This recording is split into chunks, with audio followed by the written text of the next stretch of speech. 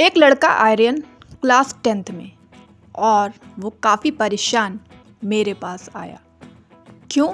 क्योंकि उसका कहना था कि दीदी, दिसंबर आ गया है और अभी तक हमने कुछ भी पढ़ाई नहीं की है, कुछ भी नहीं पढ़ा, तो क्या करूँ? तो मैंने उसको सिर्फ अपनी ये टाइम टेबल और सब्जेक्ट वाइज स्ट्रेटजी बताई। और गेस व्हाट कि क्या हुआ? होना क्या था, कुछ समय के बाद बोर्ड एग्ज़ाम हुए। डर डर के ही सही, लेकिन उसने वो एग्ज़ाम दिए और मिरेकल कि वो जो इतना डर रहा था उसके बोर्ड में आए 95% मार्क्स। कैसे? इस स्ट्रैटेजी से और उसकी मेहनत से। तो आज वही स्ट्रैटेजी मैं आपको बता रही हूँ।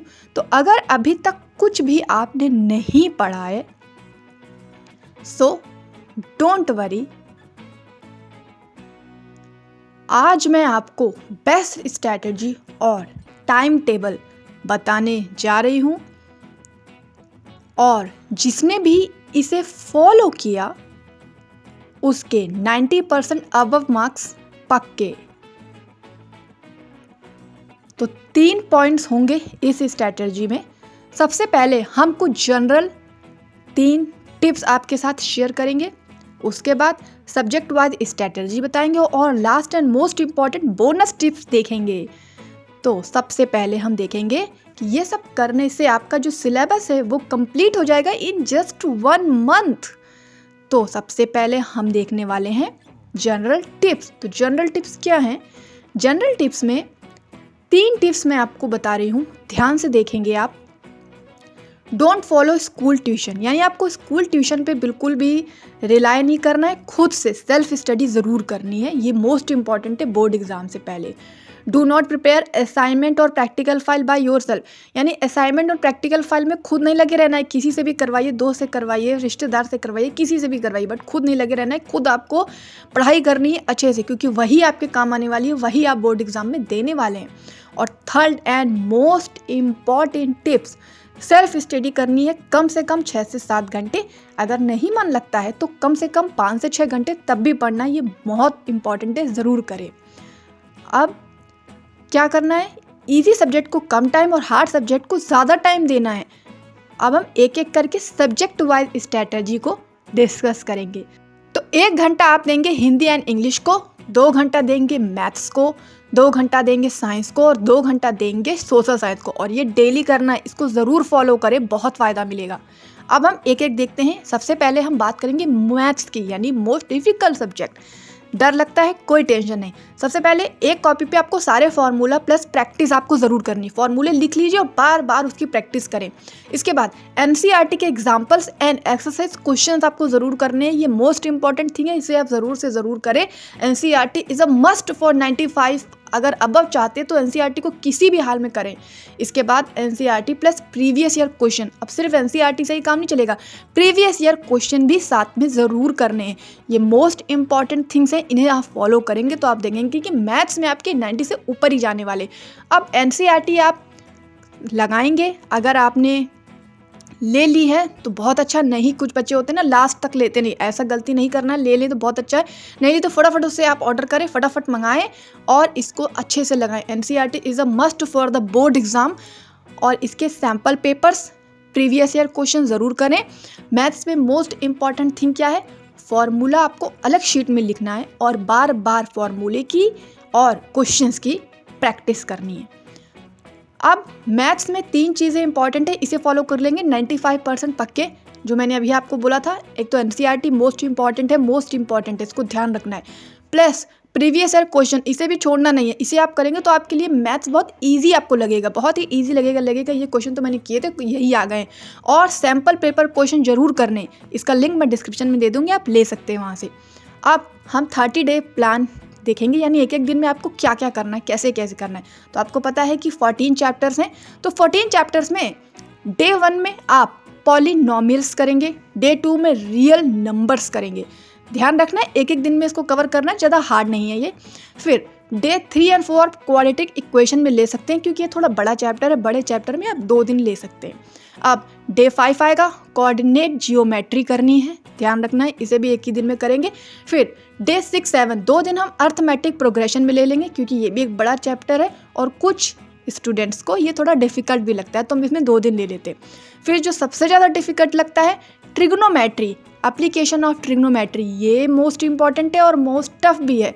टफ और इम्पॉर्टेंट दोनों है तो छोड़ तो सकते नहीं, तो इसके लिए मैं आपको दे रही हूँ 3 दिन, यानी कि आपको डे 8, डे 9, डे 10 में इन 3 दिनों में इस ट्रिग्नोमेट्री चैप्टर को अच्छे से करना है। यानी कि कैसे करेंगे, पहले प्रैक्टिस करेंगे, बार बार लगाएंगे और उसे रिवाइज भी करते जाएंगे।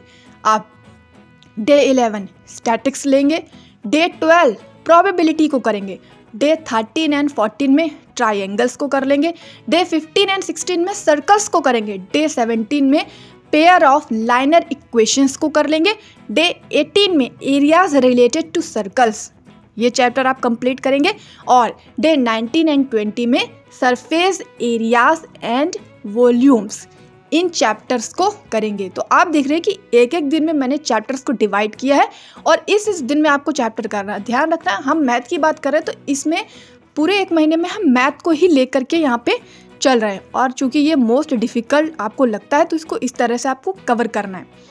अब इस तरह अगर आप करेंगे तो मैथ्स में आपके जो मार्क्स हैं वो 90 से अबव आएंगे, ये आप ध्यान रखें। अब हम नेक्स्ट जो बात करने वाले हैं वो बात करने वाले हैं साइंस की। देखिए साइंस में आपको क्या करना है, 3 चीज़ें हैं। आपको एनसीईआरटी की टेक्स्ट बुक ज़रूर फॉलो करनी है। डेफिनेशंस, एक्टिविटीज़, डायग्राम्स को बार बार आपको लगाकर रिवाइज करना है, यानी डेफिनेशन रटनी है, एक्टिविटीज़, डायग्राम्स करने, और एनसीईआरटी टेक्स्ट में और एंड टेक्स्ट जो है वो ज़रूर करना है।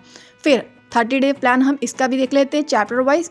तो सबसे पहले डे 1 में केमिकल रिएक्शन एंड इक्वेशंस करेंगे, डे 2 में एसिड, बेसेस एंड साल्ट्स करेंगे, डे 3 एंड 4 में कार्बन एंड इट्स कंपाउंड्स करेंगे, डे 5 में अवर एनवायरनमेंट करेंगे, डे 6 एंड 7 में metals and non metals cover करेंगे, डे 8 में कंट्रोल एंड कोऑर्डिनेशंस करेंगे, डे 9 में हेरिडिटी करेंगे।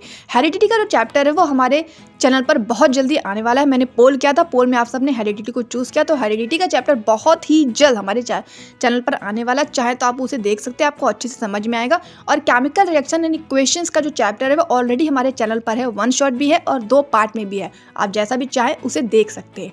अब बारी आई डे 10 एंड 11 की, वहाँ magnetic effects of electric current करेंगे, डे 12 एंड 13 में इलेक्ट्रिसिटी करेंगे, डे 14, 15 में लाइफ प्रोसेसेस करेंगे, डे 16, 17 में लाइट रिफ्लेक्शन एंड रिफ्रैक्शन करेंगे, डे 18, 19 में how to do organism reproduce का चैप्टर को करेंगे, और डे 20 एंड 21 में human eye and colourful world करेंगे। आप देख रहे हैं कि हम 30 डेज ले रहे हैं लेकिन हमारे 21 डेज में ही कंप्लीट हो रहा है। अब हम बात करेंगे सोशल साइंस की। सोशल साइंस में आपको क्या करना है, आपको map, work, events, timeline, keywords, इसको एक अलग कॉपी में अच्छे से लिख लेना है और बार बार इसे रिवाइज करना है। रिवाइज बहुत ज़रूरी है, इसे ज़रूर करें। अब हम 30 डेज प्लान फिर ले लेते हैं। इसमें हमारा आप देख रहे हैं कि 20 या 21 डेज में ही कंप्लीट हो जाता है, लेकिन यहाँ पर ये पूरा 30 डेज लेने वाला है क्योंकि इसमें कई चीज़ें।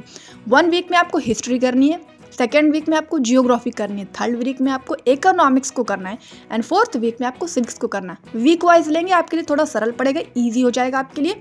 और ध्यान रखना है कम से कम 1 वीक में जो हम ले रहे हैं, तो इस 1 वीक में आपको 2 घंटे से लेकर के 3 घंटे तक एक चैप्टर को देना ही देना है, तभी आप इसको कवर कर पाओगे, ये ध्यान रखना है आपको।